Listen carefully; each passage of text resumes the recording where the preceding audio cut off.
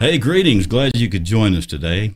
We're glad we could be here too for I think this is the 5th episode of Mike the Baptist with 3 preachers, and the famed Jason Ricciardi is back today. He was gone on a reprieve of some sort. We think it was a camp. Was it a youth camp? Yeah, and I've almost recovered from that. Well, this is good because, ironically, I want to talk about church camps in a little bit. Oh, fun. Okay. Just for kicks, and with us is H.D. Jones, our other preacher friend. Glad you're back. And Koontz. What's up? This is Michael Koontz. Koontz is back for another edition, and I've heard some pretty good reviews, fellas, from people who are actually watching this and listening, and they probably are more impressed with you guys than they might have been originally. So, Did you say impressed or depressed? I'm not sure what they said. Come to think of it, it was it could go either way. Pressed toward the end there, but anyway, we hope you're having fun. We've been having fun. I'm looking forward to these now when they happen, and we get together on Saturday mornings for your viewing pleasure on a Monday afternoon, and that's just fun to say. I don't know why, but hey, we're going to get right into it today because Jason brought it up. So I want to continue with the brought it up. And I want to talk about church camps because I'm in the room here with 3 preachers who should be very experienced with church camps. One of them specifically a youth minister. Were you ever a youth guy? I was. Yep. So 2, HD didn't like kids, so you didn't really. But you were kind of. Pastor. I've been on several youth camps. You were for a while, and you do like kids. That's just kind of humor. Bad humor, but it's humor. But anyway, I thought it'd be fun to spend a few minutes on our front porch visit and just kind of maybe share a few church camp tales, because I know they're out there, and I've got one, but I'm not going to be selfish and start that. I want to hear from you guys first. So whoever's ready, let's talk about church camps. This should be fun. Who's first? Jason is gearing up for something here. Yeah, I've actually got 2. They're 2 of my favorite ones to ever tell. The first one is actually several of your viewers, the people that are familiar with you, actually are in your hometown in Arkansas, right? Yes. And so they'll be familiar with this location. When I first started in student ministry, I would take a group down to Shepherd of the Ozarks in Arkansas down there. Yes, on Big Creek. Yep. Do it? On Big Creek at Harriet. Yeah. Yes. And it's a great place. And so this is my first full-time job in student ministry, and I'm taking students there. So I have this T-shirt. It's a little inside joke to myself, and it says, I have decided to put myself in charge, because at 26 years old or whatever, 26, 27 years old, it was kind of humorous to me that I was in charge of other people's lives. And so we go down to the camp, have a great camp, but the camp was really strict, really strict. And so they had this multiple page list of things that you would get fined for if you left and these things had happened. One of them was, you get fined like $15 for furniture being moved. You'd be fined like $5, $10 for every piece of trash is on the ground. You'd get fined if the beds weren't made. You'd get fined and the thing that really scared me is if the taxidermy got busted. Yeah. Okay, so the bear, the big stuffed. Yeah, I mean, they got stuffed heads everywhere. I think there was like a stuffed badger, stuffed fox. There might have even been some larger stuffed ant, stuffed bear, some other stuff like that. Yeah. And so when I reserved the cabins, I thought that I was reserving the one that they had been in before. Mm-hmm. And that was on the what was basically a dry creek bed most of the time. Mm-hmm. And that was at the bottom of the cliffs. But it turns out that I reserved some on the upper here on the Indian Bluff. Yes. And so we had a great week, had lots of fun, just an enjoyable time. But, I'm as nervous as can be. It's one of my first times to ever take a group by myself to being in charge. And so we get there, and the morning that we're leaving, I'm making sure that the students aren't leaving trash anywhere. Everything is back where it's supposed to be, so they don't get fined. Well, the camp director comes into our cabin, and he says, "Hey, I need to talk to you outside." And I was like, "Oh, this can't be good," because I know that the night before some of our students had been able to jimmy the locks on some of the other cabins and had taken pictures riding some of the taxidermy. It jimmied the locks. Yeah, jimmy the locks. The church camp. At church camp. Yeah. And so he pulls me outside. I'm like, oh my gosh, one of the students has done busted something in one of the other cabins. And he comes out and the first words out of his mouth are, "Now, I don't mean to alarm you, but your van is underwater." And I just kind of look at him. I'm like, what? I understand the words that are coming out of your mouth, but you're going to have to explain this a little bit more. So he says, well, take a walk with me. And we took a little bit of a walk, and we looked overlooking what was a dry creek bed the night before. Our van is now, it had been about 15 to 20 feet above the dry creek bed, and it's now completely underwater, minus about an inch of the top of the van. And what had been a walkway across from one side to the other, big walkway, was folded up like an accordion, a couple 100 yards downriver. And so that was one really fun instance. And this is a quick one right here. Okay. So you meet all kinds of students in student ministry. At another location in Texas, actually, we went on a mission trip, and we made these funny videos. We showed the students, telling them to pack right, do things right, and we even give them the packing list, all that stuff. Well, we go and we make the drive out to, I think it was Oklahoma, and we get there. It's the night before we actually start on the mission trip, and the kid gets out of the van and he's only wearing flip-flops. And we say, "Hey, Curry, we're actually not working right now, but we want you to get used to wearing closed-toed shoes on the job site." And he looks at us and he says, "This is all I brought." So it's a mission trip, and he only brought flip-flops. Mm-hmm. And so we kind of look at him, we're like, okay, we'll figure this out tomorrow. And so we go off and we're talking to the missions director, kind of figuring out what we're going to do in the next day. And all of a sudden we hear this, "Dang it!" And we look over, and this kid is just bent over holding his foot. And it turns out in the few seconds that we had turned to talk to one of the missions director, he had grabbed a hatchet and was chopping through saplings. Chopped through a sapling into his foot, had to get 7 staples in his foot the night before we actually started on the mission trip. That kid is now on the U.S. men's national handball team. Makes sense. Not the football team. Not the football team, but the handball team. Way to go there. As a side Saw note. what you did there. Yeah. So Interesting. I got a couple of, one, I'll just have to throw myself under the bus because I was one of those teenagers. And gosh, people like Linda Dozier and Miss Diane Jackson that's gone on to be with the Lord now. I wonder why they ever wanted to come to Temple and let me be their pastor, since they had been my chaperones at youth camp. Knowing, yeah. Like, right. So our group goes down to this camp in Chattanooga, and we're tent camping. It's hot. It's the middle of July. And I get up and I can't find one of my buddies. Well, he's actually supposedly one of the adult chaperones, but I can't find him. So we go to the mess hall, and I see a light on in this walk-in freezer. And I go in, and this friend of mine is a pretty big dude. He's sitting there kind of in his shorts in this walk-in freezer with a log of bologna, like gnawing on it. And I open the door, he goes, "Hey, shut the door, man. It's nice and cool in here." So, yeah, it was. We'd gotten in a lot of trouble with those camps and stuff. Had a lot of fun. One of my first experiences at Temple, as soon as I came to Temple, 6 months later, your youth minister left, and we had a staff meeting. They looked around the room. I was 35, pastor was 45, and Brother Lewis Smith was probably 75. So it was like, who's going to help with the youth? Well, I guess the young guy's going to help with the youth. Yeah. So I'm going to a camp, and I'm like, I know nobody. I know none of these kids, and I'm trying to make sure all my spots are filled. And they're like, "We got these 2 brothers, and they hadn't been here in a while, but I think if you would take them, they would really enjoy it." And I'm like, "Oh, okay." When they said they would go, several people in the church were like, "Oh, you didn't sign them up. This is going to be," and they were great. They had a good time and everything. But this one episode, so when I would go to camp, I treat you like an adult. I'm like, you're supposed to be at point A or point B. You just be there, and I will show up to make sure you're there. So we go to worship, and we're looking around.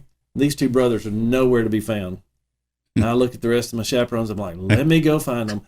So I get about halfway back to the dormitories, and one of the kids literally comes out. His glasses are sitting on his head like this, He's hobbling. Blood is coming out of his nose. Apparently, he and his brother decided to have a boxing match in their room. So, Yes. yeah, that camp. That's fun. Camp is Yeah. interesting, and thank you for not telling the pop-up camper story. I'm so proud of you. Is that your story that you're Oh, going to no. share with us here in a minute? No, it's several of us were there, but that's for another program of just a different sort. Different audience. Yeah, yes. Koontz. So one of the mission projects I did back in the early 2000s, one of our World Changers projects, we were at a really large high school where we were housing these students. We had about 300 students or so that came in for this project. And big school, multi-level, high school, all kinds of wings and hallways and stuff, just a big area. Lights out, I think we're around 11 o'clock at night or something. So I was meeting with the staff after lights out, just talking about what was going on that day, what we had to look forward to the next day to plan for. It's probably getting close to midnight or so. And we had a student come into our office and said, we got a problem. We need your help. Like, okay, what's going on? I said, well, so-and-so got stuck in a locker. So we go up to the second floor. We go down. Is it an adult or a child? This is a kid. Okay. Yeah. I got in trouble for that once as a kid. About 13, probably 13, 14-year-old kid. And so we go up there, and we find this hallway, and there's this massive crowd of people around this locker. And as we approach the locker, we see the locker adjoining it is open. They've got a box fan set up, trying to blow air through the little screw holes into the one that the kid was locked up in. They had a flashlight hanging in this locker to give him little pin lights of light. So he'd been in there a while. He'd been in there for a while. That's exactly right. They had a Starbucks on a long straw feeding into this kid. I'm like, he's in a confined environment, and you got Starbucks. Yeah. So we see all that, and I look at him and said, so how long has he been in this locker? Probably about 45 minutes. Wow. And I'm thinking, oh my goodness. So we have to call our emergency contact, get the school janitor out at 1 a.m. to come in there, because it was a combination lock that's built into the locker, so you couldn't cut it off. So usually about an hour and a half, or so later, we get this kid out of this locker. I've got pictures of all of this. It's amazing what this kid looked like coming out of that locker. But when you get a bunch of kids together, it ain't no telling what's going to happen. It's going to happen. Something's going to happen. Church camp is a good time. Yeah, these were actually calmer than I was expecting. I would expect them to be pretty wired up. Years ago, I went to a church camp up in Kentucky. I think it was Barren River State Park. And I was assigned to a cabin with a group of young boys. I want to say they were maybe 8, 9, somewhere right in there. And we had been down to the main lodge building, I guess, to eat or something. And I don't remember what the deal was, but we were on the way back, me and my passel, heading back to our cabin that we were assigned in. And we kind of got in a little loose wrestling match off the sidewalk, kind of in the grassy areas, just as we were getting to the yard of my cabin.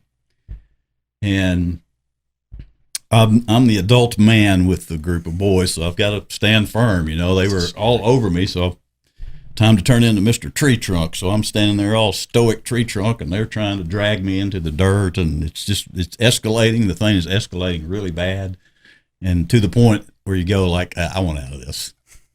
I didn't sign up for this. I want out. So I'm kind of wiggling around trying to get out. And as I turn completely to my back, one of these young fellows who had these round glasses, from a crouching position, and this happened like almost in the Matrix slow motion, was coming at me with a clenched fist and a very serious look, and he landed somewhere between my knees and my waist, and it took me literally to the ground.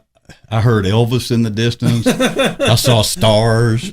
It was church camp. Yeah. I mean, he literally just took me down to the ground, and but anyway, yeah. I don't know. This may have been both of you guys at the church we all go to now. We had a church camp, Fall Creek Falls State Park, I think, over in farther east of Nashville, a little ways. Great state park, but we had a church bus at the time. Were you there? Mm-mm. I saw pictures. It wasn't new. It was a used bus. we'd gone to Florida and picked it up, brought it back, put the name on the side of it and all. And sometime during the evening, well, I don't remember what was going on, but a commotion started because somebody had gone by the bus, put their hand in the window and put it in gear or something.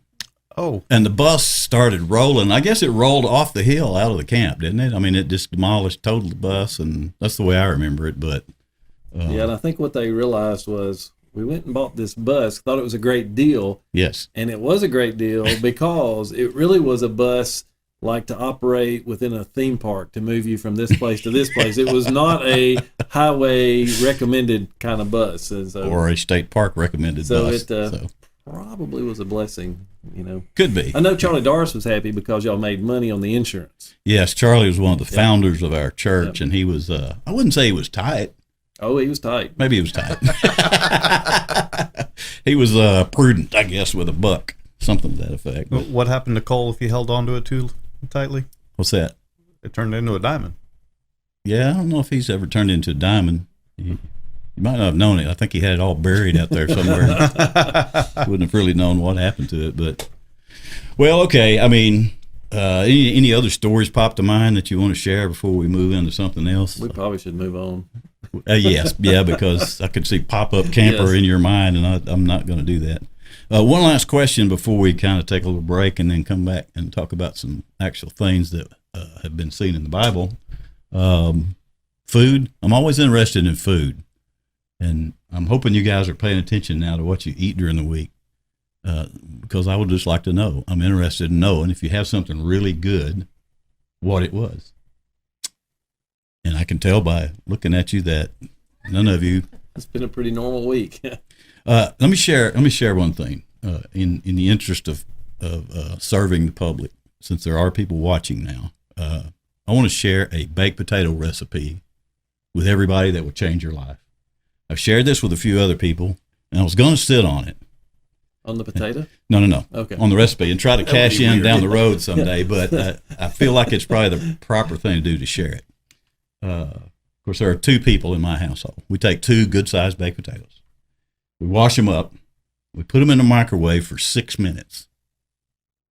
Full on temperature or Full temperature, 6 minutes. Now, while those are in the microwave, we turn the oven on to 400 degrees. And we put a piece of aluminum foil down on the second shelf down there. So when the microwave is done, we take those potatoes out and we rub them with a generous portion of olive oil. And then just salt the heck out of the skin. And just lay them on the oven rack and bake them for 30 minutes. And when you take that potato out of the oven, you can slice the middle with a knife and push on the ends, and it poofs up just like a fanciest restaurant you've ever been to. It'll change your life. So I suggest you try it. And you don't have to wait an hour and a half to get a real baked potato. And it's perfect. So try it. If you cook it like 35 minutes, you get a little more of a crispy crust. And I eat the skin and everything of a potato. I do not let a potato go to waste. So, but you can get those things cooked just a little crisp, and it's just like. Anyway, I get excited talking about that. You know, last night, Wes Wynn was talking to me about some recipes that he does on his smoker. Yes. At the house, and he shared one with me that I'd never heard of before, but I really want to try it now. He takes a Nutter Butter cookie. Oh, just a little closer if you don't care. A Nutter Butter cookie. Perfect. I've heard about this. Yeah, puts a slice of banana on top of that, and then wraps it in bacon, and puts it in his smoker until the bacon is crisp. Is what he told me. And he said you can't make enough of those things. It sounds odd at first, but then when you get to thinking about it, of course, you can put bacon on a shoe. That's what I was going to say. Bacon makes everything better. I like Nutter Butters. Like, I do too. hands down, the best cookie you can get. It is a good just cookie from the store, right? And I like bacon. I don't know. I mean, he was telling me, I don't know. I'll try it. I'm ready to try it. I want him to make some and bring to us. Good. That's what we all know, Wes Wynn. That's what we should do is guilt him into making us some. You know, that would be something great to have on the show. If he watches the podcast. You know what? He'll just show up with them. Yeah. He will. That'd be a great servant's heart right there. Well, see, what's good about this is that we know several people that will watch this that also know Wes.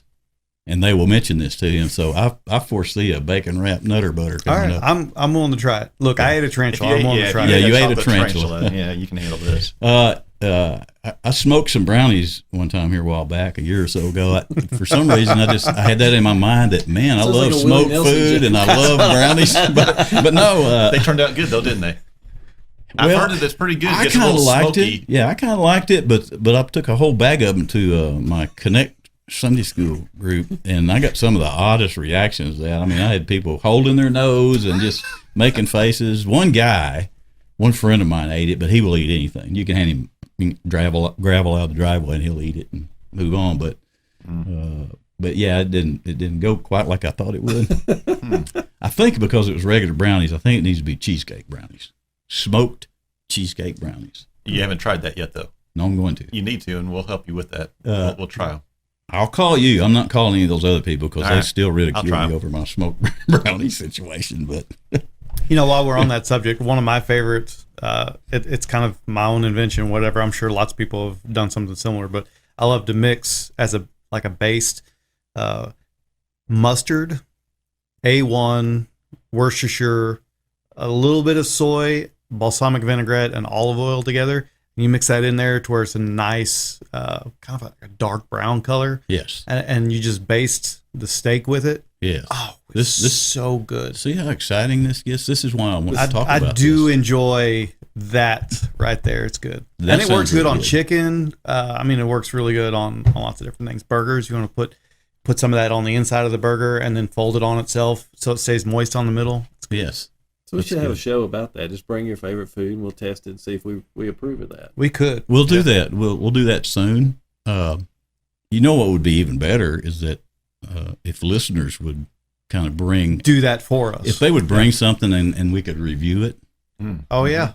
I'm just saying, I mean, if we could do that, I think it would help them, and we could And eat let's it. be clear, we want it cooked and ready to eat, because there was this time, Yes. Jackson, there was this time, Yes. this old boy, and he's gone too, he's died. I- He came up to me and he goes, do you like blackberries? I'm like, I do. And he goes, I'm going to bring you some. uh-huh. And I'm thinking, worst case scenario, I'm going to get a gallon of fresh blackberries. I'll make my own cobbler. I might even be getting a cobbler. He calls me one day. He goes, where are you at? And I said, I'm at home. He goes, all right, I'm going to bring you these blackberries. That's like, okay. He pulls up in his old pickup truck, and we're sitting there having a conversation. And he looks in the back, and he goes, well, here you go. It was blackberry bushes. I had to plant those suckers And and then wait wait. 2 or 3 years and fight the birds to get a few berries. I was so mad when he died, I just mowed them down. I was like, when you come up to me and go, do you like peaches? What I want is a peach cobbler. Yes. Not peaches I have to A tree. I have to do the work for. A right? peach seed so you can You grow like a tree. avocados? Here's this avocado seed. Wait 7 years and you'll be able to enjoy one. Hey, I grow those on occasion. You want one? I'll grow you an avocado tree from a pit. How long will I have to wait? It's 7 years or something. Yeah, isn't you it? got to wait a long time It's for a the long fruit, time. but it's kind of fun watching the little Yeah. plant grow. Your grandchildren will appreciate it. Yeah, they will. That's true. Yeah. I've got 2 pineapples growing on the back porch. It's going to be interesting too. Okay, so that concludes the front porch visit. It's been a good one. I thought it would be. I know plans already for the next broadcast a week from today, and it's I think it's going to be quite lively. Oh, got a little snort out of that one. I heard that. A little snort. I didn't really know I did that until you started pointing that out, but it happens. Okay, we'll be back shortly with a more serious matter. We're just Christians. Trying not to cuss.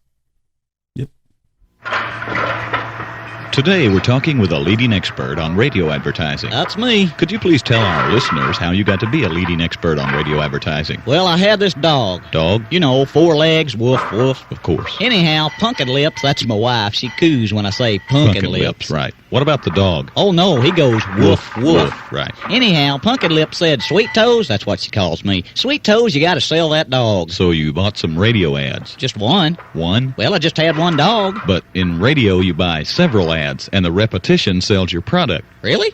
Of course, you can tell your message more times on radio for the same price you could buy one newspaper or other kind of ad. Hey, that makes sense. I thought you were an expert on advertising. Oh, no, I'm an expert on dogs. But see that dog over there? That's the one. you didn't sell. Right, because I just bought one ad. Exactly. Well, I'll know better next time. So how are you an expert on dogs? Well, I know when they're going to bite. When's that? Any second now. Hey, Pumpkin Lips, you want to come help me get this dog off this man's leg? Knowing how to use radio ads makes your radio ads work. Call FM 104 today, 501-448-5800. Hey, we're back. Thanks for sticking with us. It's encouraging to know that you stuck with us for a little while, and you're not one of those people who say they watch this and don't, because we have ways of finding out. We'll just ask you questions, and I don't know what'll happen if you don't answer them correctly, but we'll ask them anyway.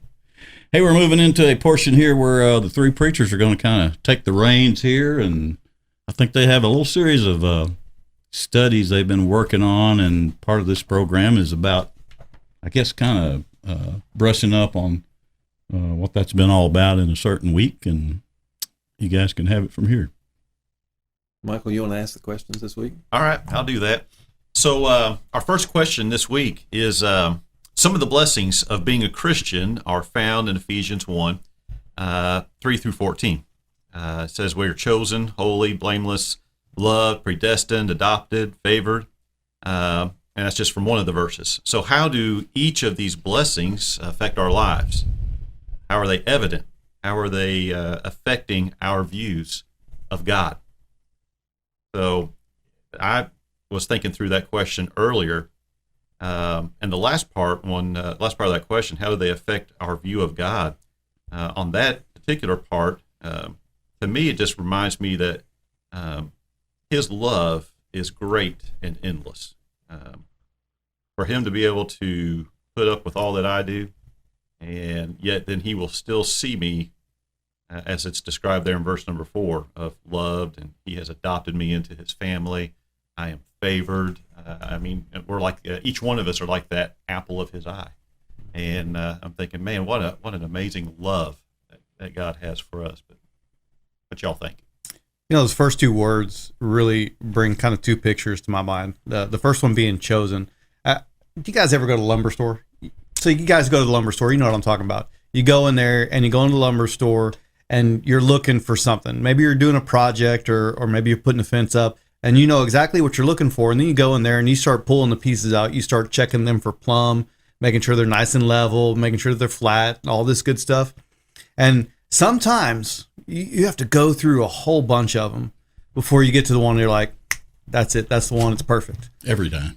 Yeah. And especially if you go to the big box stores, you know, it's really like just this idea of being chosen. Like there's all this opportunity. There's all these ones you can pick from. And that's the one. That's the one. I want that one. Yeah. And then the word holy, it's a word that we throw around a lot. It really means set apart. My dad was a mechanic for years. And so if you know anybody that's a mechanic, or if you have tools or anything like that, you know that you just, one of two things will happen when people ask to borrow your tools. You'll either say, oh, heck to the no. And you'll say, no, that's not happening. That's usually the go-to right there. Or if you say yes, if it's a good friend or something like that, you really kind of have two sets of tools, right? You've got the one that's your really good set that don't even look at those tools, avert your eyes, don't look at them, don't make eye contact, and those you just don't let people have. They're special. They're your good tools. And then you got the junk set. You know, it's probably made from Taiwan out of pewter, melted pewter or something. It's not good. Set. Yeah, it's the one that you got somewhere for like $2 at an auction because nobody else bid on it because they realized it was no good. And then you have that set that you'll just give to anybody if they want to borrow it. Well, God kind of sees us as the one that's just really valuable, and He is unwilling to let go of that. And I think that's the way that God kind of sees us. He chose us on purpose for a purpose, and He sees us as so valuable that He's just not going to let us go. So we're not a loner set. We're not His loner set. Yeah. We're not made in Taiwan? No. Okay. And we're not perfect either. No. We're definitely not made. We're definitely not perfect. You know, growing up, in the schoolyard playing baseball, kickball, whatever, and you had to choose up teams, and how you always felt, especially you were the first one to be chosen to be on a team and how good that felt. Yeah, it's like, I'm a champion, and man, God chose us. So. When we look at the beginning of this book, I love the way Warren Wiersbe talks about the divide of the book of Ephesians is blessings and then behavior. And it really does kind of capture that book for me, because the first part of it is just this blessing that we have of being a Christian, and how is it that God would choose us and set us apart to be holy for his work and all that stuff. And, sometimes the old hymns kind of get me, and that one where we talk about, I stand amazed in the presence and wonder how he could love me, because we know us. Even around this table, a little bit about each other, but nobody knows you in this world like you know you. And to be honest, you probably don't even really love yourself a lot of times. And then you think about this God who knows everything about you and chooses to love you anyway. And I don't know if you've ever had those just moments. I wouldn't say I've had an Isaiah moment, but I remember distinctly, it hadn't been that long ago, in a hurry, getting ready to go to church and go to work or something, and I'm filing through the closet, and there's this jacket in there, and I don't recognize it, and I pull it out, and it's brand new. It's like a North Face, and I'm like, man, somebody's left this, and now it's finders keepers, losers weepers, and I put it on, and it fit, and I went into my wife, and I'm like, hey, is this one of the boys' coats? Did they outgrow it? I was pretty excited. And she goes, no, you remember, we at Mom's house, and she said she didn't know whose it was, and she gave it to you. And I was like, oh, okay. But I'm like, I'm so proud of my new coat, and I zip it up, and I jump in my truck to head off down the road. And I was just kind of, I don't know, thinking, and all of a sudden I was like, you know what? Thank you, God. I didn't do anything to get this coat. And then this overwhelming experience with God, and you didn't do anything to get my love and get your wife and, all the blessings that we have. Yeah. And so much of that we think about in the temporal world. And I think all of us would go, yep, outkicked my coverage with my wife. Man, my kids are great. My grandkids are awesome. Kids, yeah. But the blessing, They're still teenagers. when you look around, you deal with teenagers, you're blessed. Yeah. But when you look around and you just realize how blessed we are and that we don't really deserve those things, and those are just temporal, and then you step back and think about, wow, God chose me. Mm-hmm. So the person that's not soaked in church stuff that might listen to this and wonder about this chosen concept. I'm sitting here thinking that if I were not steeped in this and hadn't heard it for 20-something years, so much, I would be saying, what's that mean? How do you be chosen by something you can't even see? This God thing. I mean, I don't understand that. I feel like that needs a little more explaining, personally.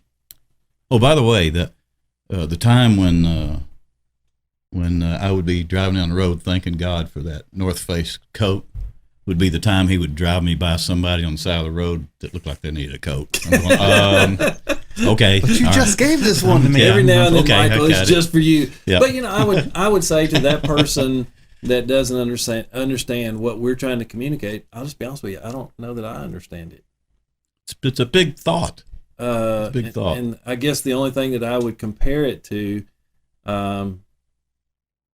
when I was a kid, you're starting to date and that kind of stuff. And I remember having those conversations with my parents. How do you know that you're really in love, that this isn't just puppy dog love or just an infatuation, how do you know? And I remember their answer was so confusing. You'll just know when you know. And I would say that's the same thing with God.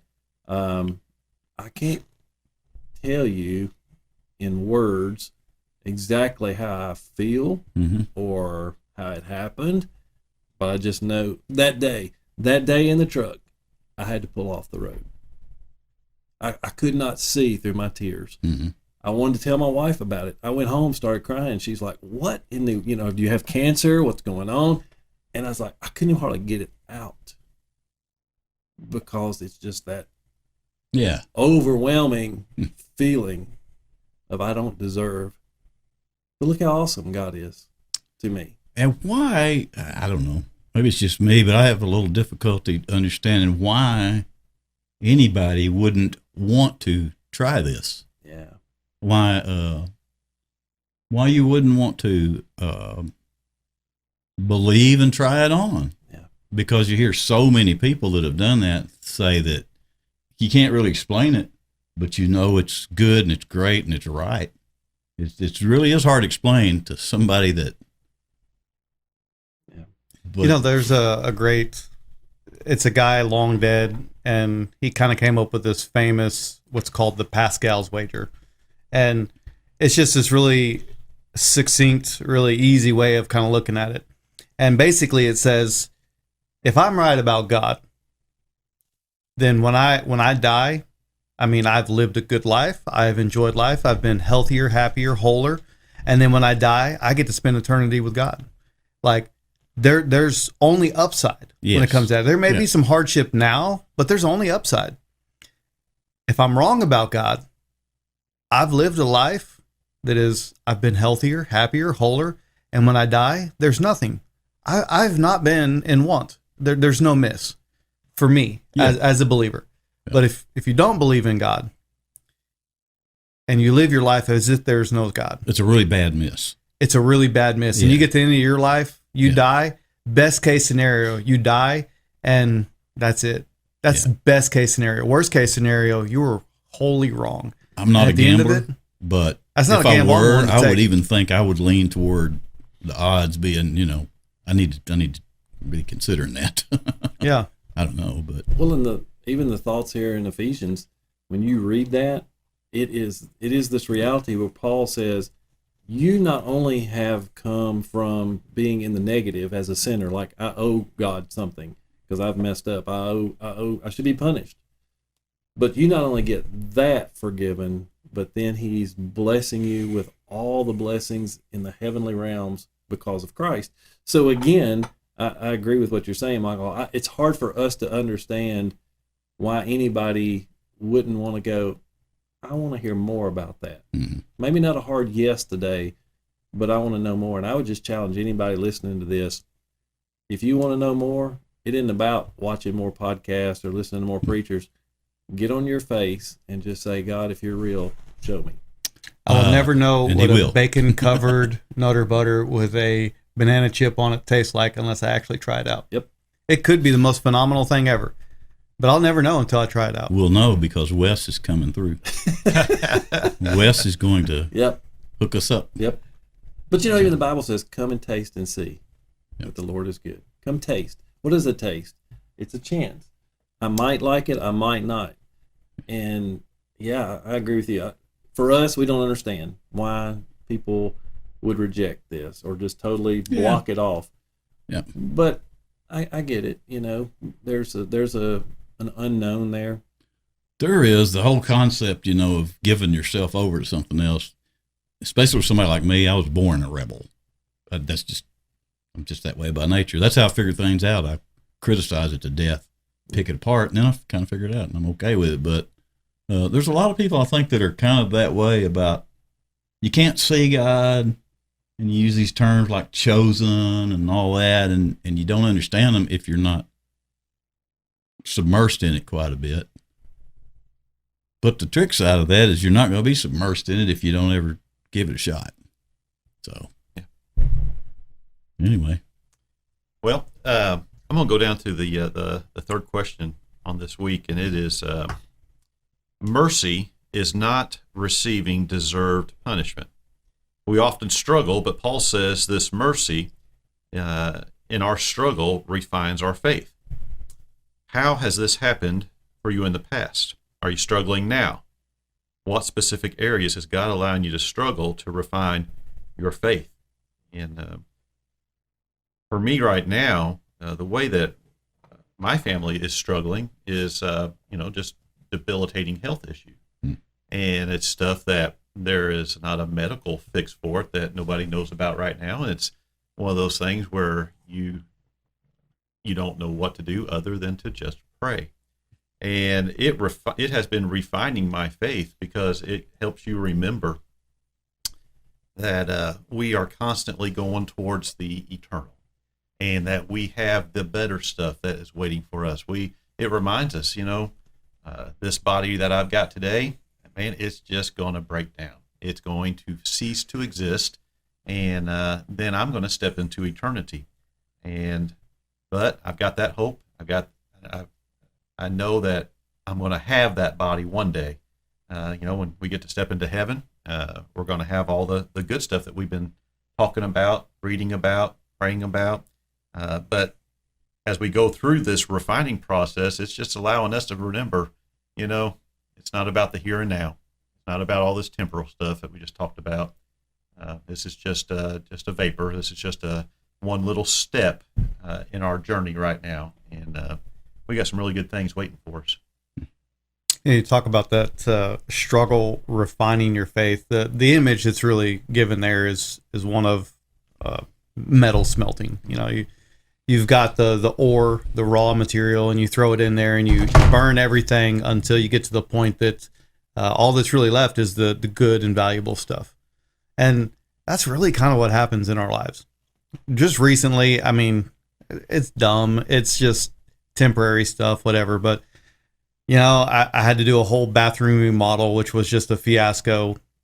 There's water leak. There's a floor joist not on the foundation wall. There's unlevel tub, and you do that, and then your house gets struck with lightning, and you lose everything on one electrical outlet, and it's crazy, but the lightning strike blew off the water connection from the water supply from the city to our house, blew it off at both ends because it's a metal fitting on both ends and then PEX pipe in the middle.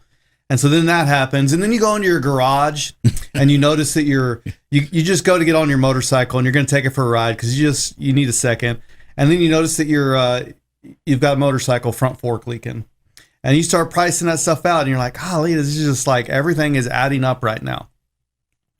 And there were times when I was fixing the bathroom, and there were times when I was trying to figure out the insurance stuff, and there were times when I was trying to fix that motorcycle that I just wanted to throw wrenches, man. I just wanted to throw wrenches and use not nice words. And there's actually a hole in my ceiling because I was getting tired and I was getting frustrated, and when I had taken the fork apart, one of the springs like shot up and hit the ceiling. There's a dent in the ceiling, and I can't find the seat spring. I had to order another one. And so you have this stuff happen, and when you're going through it, you're like, this is just flat miserable. Mm-hmm. And then you get to the other side, and I'm a better person now because of that. Because we're kind of like sponges. Whatever is inside of us, when life gets hard, when we get squeezed, is what comes out. And so when life squeezes us, stuff comes out, and we're dry. But the opportunity is when we get squeezed, we have an opportunity to get filled back up with something better.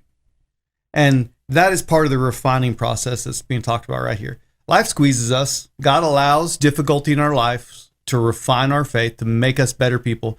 So it squeezes out what's inside. And then what we really have is this opportunity to just fill back up with God instead of other stuff.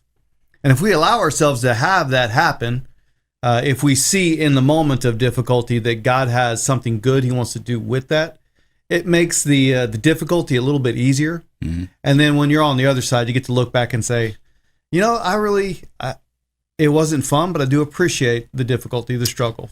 You think this would work for a non-Christian person if they tried all this? What you're talking about, will that work for them? Not as well, but there's. But can it work for them? It could, a little bit, but not in the same way. Well, there's a lot of talk about the power of positive thinking. But being a lot of books. Being a person who has a relationship with God is different than just the power of positive thinking. He helps us to think positively, but the reality is you have somebody walking with you in those things, fighting battles for you, and again, blessing you with things that you don't deserve. And It's to me, it's almost about a rest too. I can rest, you know. I can just kind of rest. I was just sitting there wondering, what does it mean if in the hard times now I just take a nap? Yeah, yeah. I don't get too wired up anymore. I just go take a nap because I'm thinking if I keep pushing this, it's just going to get worse. I'm just going to take a nap. Yeah. There's a story in the Bible about a prophet, somebody like a preacher nowadays that was being used by God, and then because of his views and what he said, he got threatened to get killed. I mean, and it was a real threat.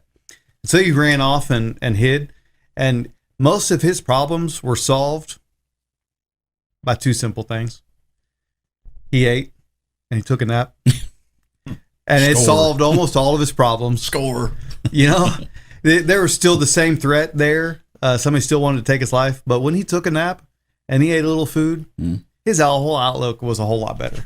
You know, when it comes right down to it, that's about all there is.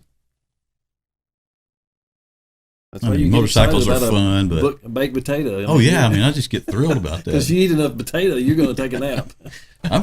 When times are hard, I don't suffer because I love pinto beans and fried potatoes. It's like, okay, bring it on. You know, Koontz, I was noticing when you were talking earlier, when you were asking this question, and why did you skip 2? Did we talk so much about 1 that you just skipped 2? Yeah. Okay. So I noticed both times you were reading these questions and you were talking about this favor and chosen and all the things you've been talking about. You talk really confidently.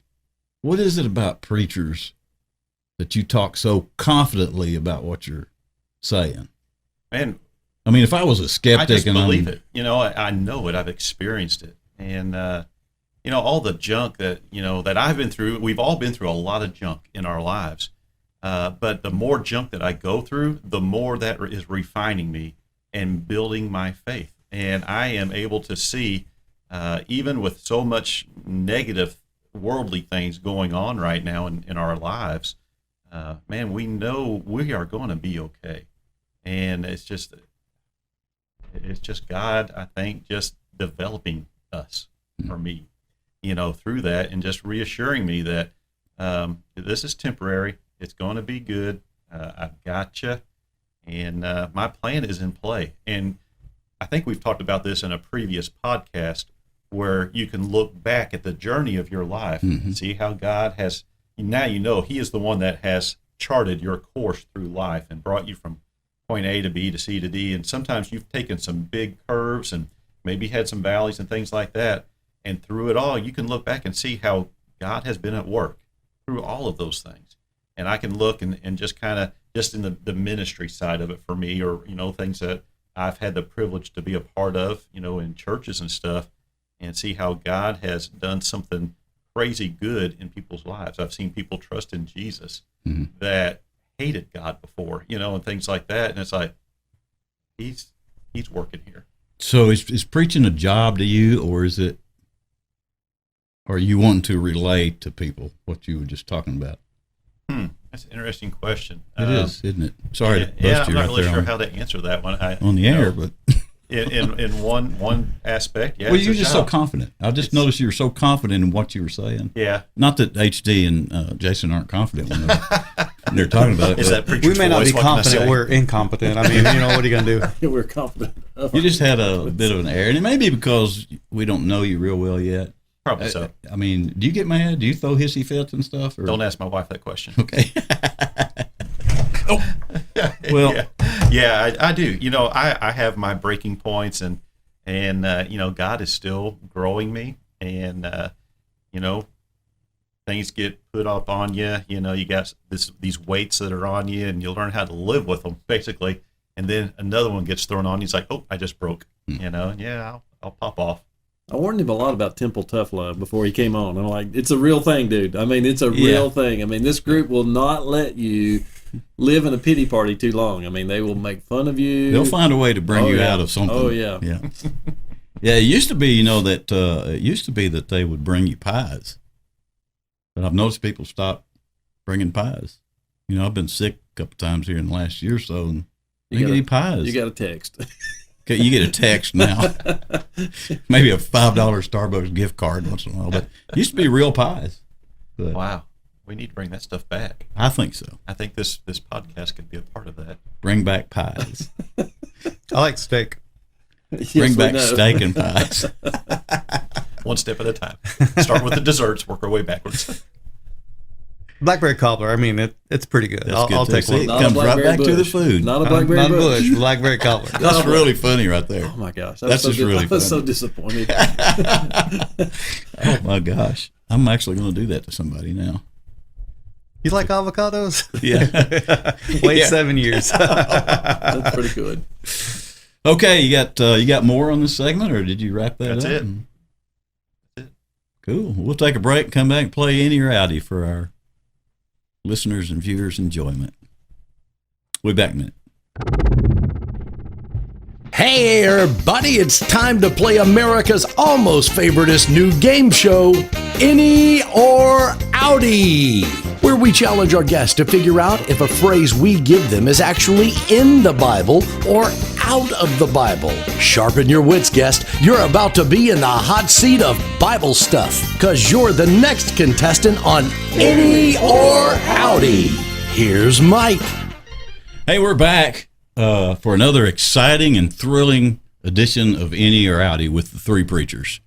And we're going to let a couple of the preachers ask this time. Or, I don't know, what's the right way to say that? Are you asking or are you presenting a possible scripture? Or I think you're asking if something's in the Bible or not, right? Oh, yeah. Yeah, okay. It's always the simplest thing that's the answer. So we'll let them, we'll do a couple, let them ask. And this time we're going to work as a team. So if you're asking, I think HD and Jason are both going to ask if something's in the Bible. Thanks for clearing that up. That's what I'm here for. And then the other three of us will work as a team so that no guilt will fall on one single individual if we're wrong or if we're right. We'll share in the victory if we're right, and we'll share in the shame if we get it wrong. So which of you would like to go first? Go ahead. Jason, you are on the asking side. God helps them that help themselves.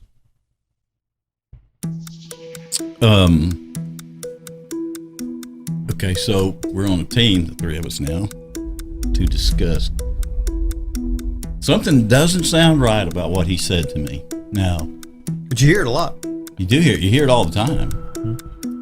But now, the way I've heard that is God helps those who helps themselves. Okay, God helps those. But you said them.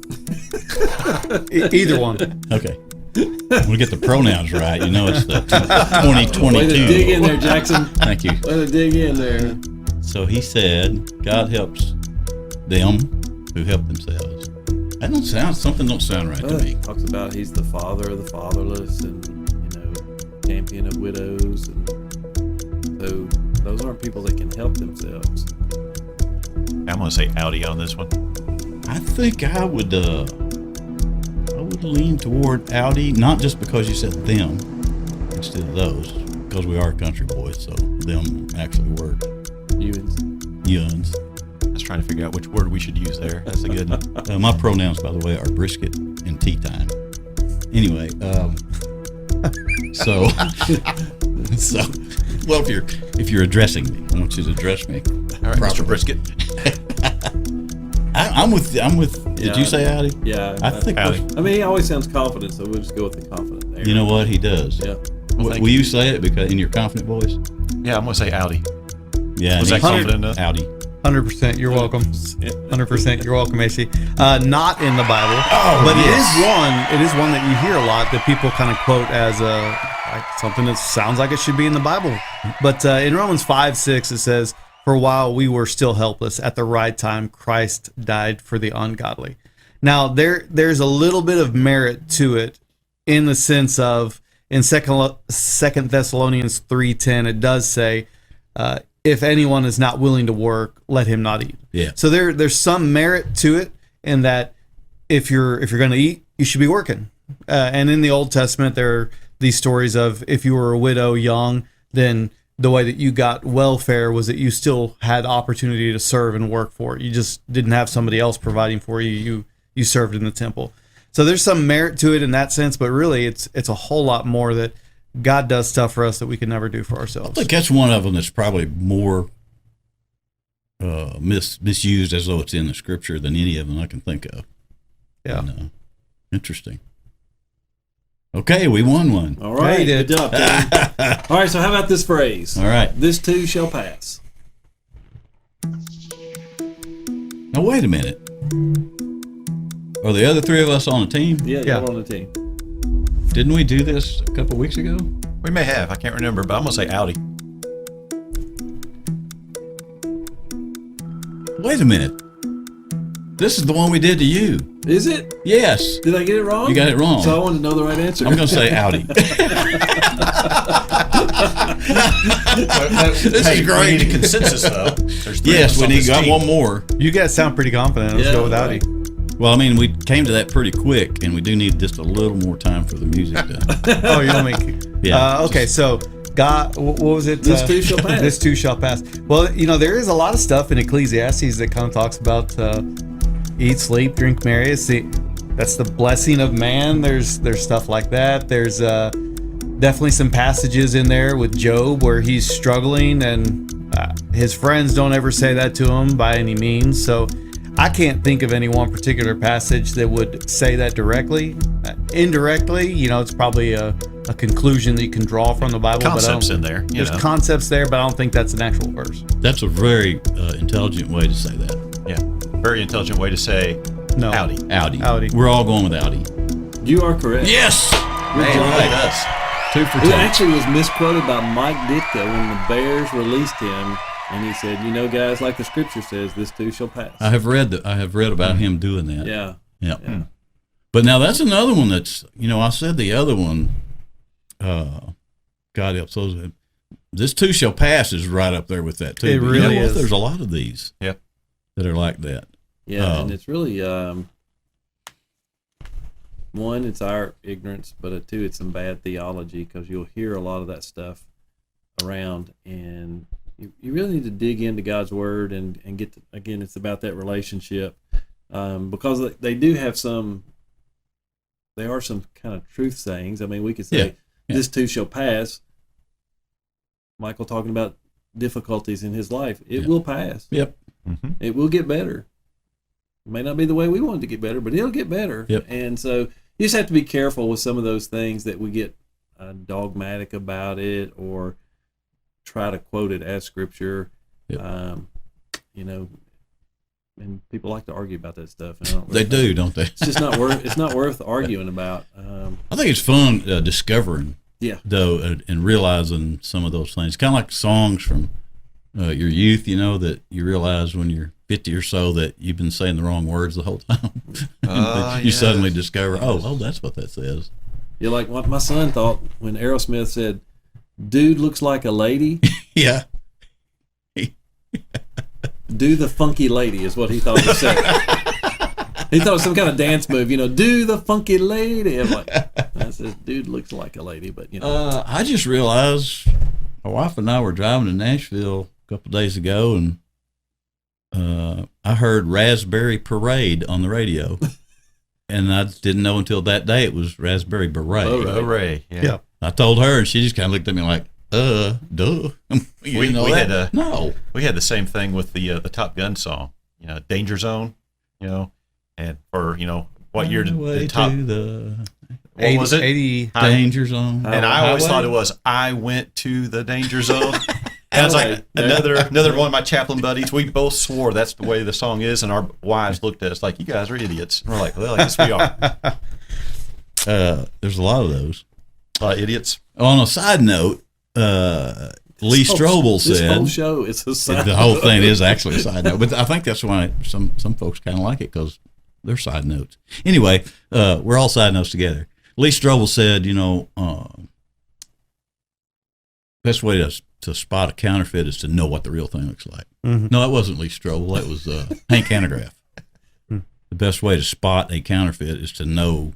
My mom real worked at a thing is. bank. Or was it And- Lee? Well, maybe. My mom worked at a bank, and the way that they trained her to spot counterfeits was not to spend time with the counterfeit, because those can vary greatly.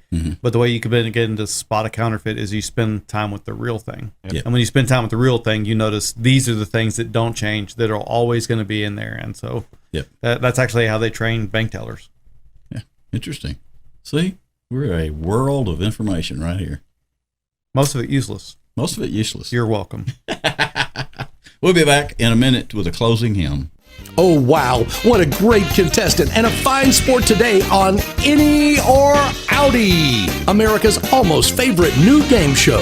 Study up, future guest people. You're next in the hot seat for INNY or OUTY. Hey, we're back. Glad you stuck around with us, and thanks for joining us for this episode. I think it was a good talk. It sounded like a good talk there in the middle.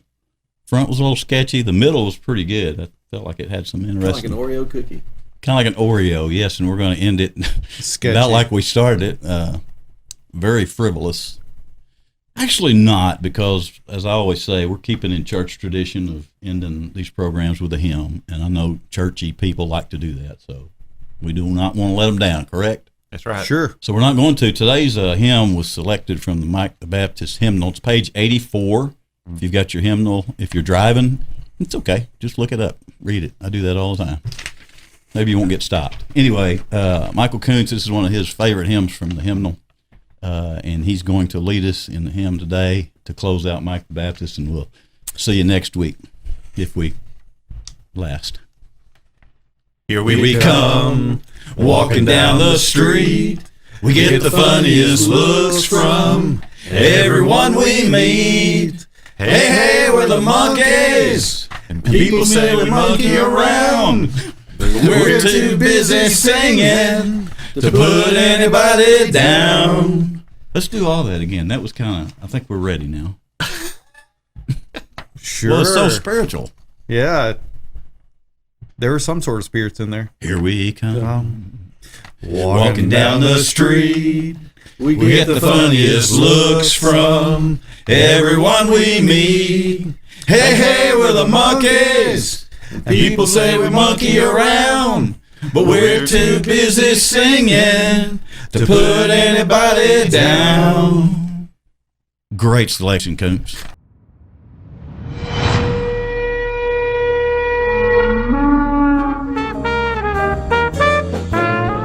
Mike the Baptist.